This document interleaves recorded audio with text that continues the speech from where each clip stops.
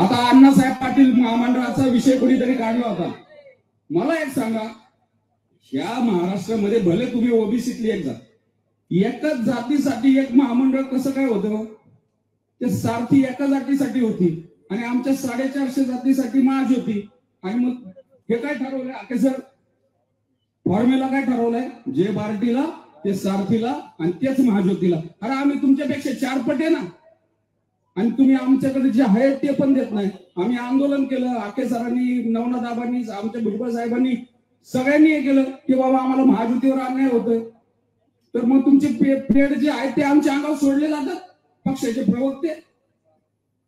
त्या पुण्यामध्ये तुम्ही फक्त त्या सारथीची बिल्डिंग जाऊन बघा, हे चकाचक बिल्डिंग 1.5-200 करोडची.